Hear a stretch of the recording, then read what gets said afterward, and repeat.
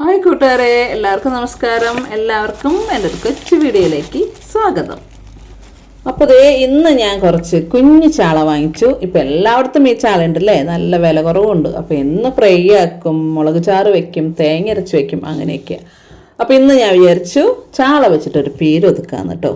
അപ്പോൾ ചാള നല്ല പോലെ ഞാൻ നന്നാക്കി കഴുകി വൃത്തിയാക്കി കൊണ്ടുവന്നിട്ടുണ്ട്. അതിലേക്ക് കുറച്ച് മഞ്ഞൾപ്പൊടി ഇട്ട് കൊടുക്കുകയാണ് നമുക്ക് പീരൊതുക്കാനായിട്ട്. ആവശ്യത്തിനുള്ള ഉപ്പിട്ട് കൊടുക്കണു.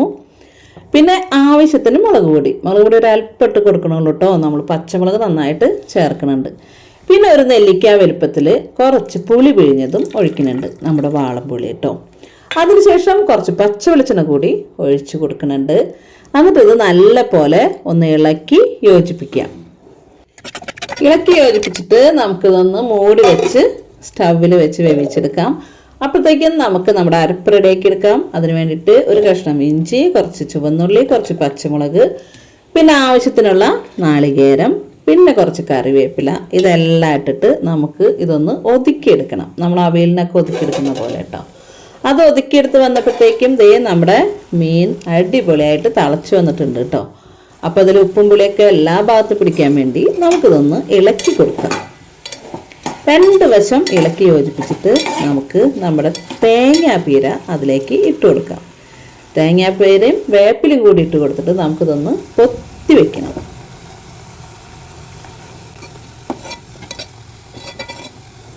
പൊത്തി വെച്ച് കഴിഞ്ഞാൽ നമുക്കതിലേക്ക് കുറച്ചധികം തന്നെ പച്ചവെളിച്ചെണ്ണ ഒഴിച്ച് കൊടുക്കാം. എന്നിട്ട് തീ സിമ്മിലിട്ടിട്ട് നമുക്കിത് ഒന്ന് മൂടി വെച്ച് കൊടുക്കാം. അപ്പോൾ അത് കഴിഞ്ഞു നമുക്കിനിതൊന്ന് നല്ല പോലെ ഇളക്കി യോജിപ്പിച്ച് കൊടുക്കാം. ഇപ്പോൾ നമ്മുടെ മീൻ പീര നല്ല റെഡി ആയിട്ടോ, എണ്ണയൊക്കെ തെളിഞ്ഞു വന്നു. ഞാനപ്പോൾ അതിനൊന്ന് നല്ല പോലെ ഇളക്കി യോജിപ്പിച്ച് കൊടുത്തു. എന്നിട്ട് ഒരു സെക്കൻഡ് കൂടി ഒന്ന് തീ സിമ്മിലിട്ട് മൂടി വെച്ച് കൊടുത്തു. അപ്പോൾ അതിൻ്റെ പണി കഴിഞ്ഞു. ഇനി ഞാൻ ഊണ് കഴിക്കാനുള്ള പരിപാടിയാണ്. ഊണ് കഴിക്കാനായിട്ട് നല്ല കേര ഫ്രൈ ചെയ്തതുണ്ട് കേട്ടോ. പിന്നെ നമ്മുടെ കൊഴുവ പീരയും ഉണ്ട്.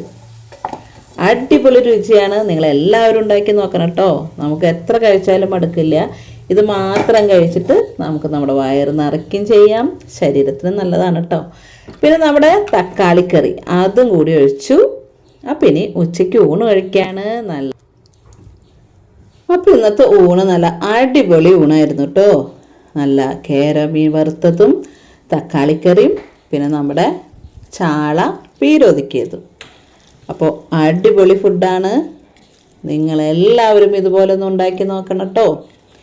നല്ല രുചിയാണ്. അപ്പോൾ കൂട്ടുകാരെ, ഇന്നത്തെ എൻ്റെ ഈ വീഡിയോ നിങ്ങൾക്ക് ഇഷ്ടപ്പെട്ട് കാണുമെന്ന് ഞാൻ വിചാരിക്കുന്നു. ഇഷ്ടപ്പെടുകയാണെങ്കിൽ എന്താ വേണ്ട, like, share, comment, subscribe, bell ബട്ടണും കൂടിയും ഒന്ന് ഓൺ ചെയ്യാൻ മറക്കണ്ട കേട്ടോ. അപ്പോൾ അടുത്തൊരു വീഡിയോ ആയിട്ട് കാണുമ്പോഴേക്കും എൻ്റെ കൂട്ടുകാർക്ക് ഗുഡ് ബൈ.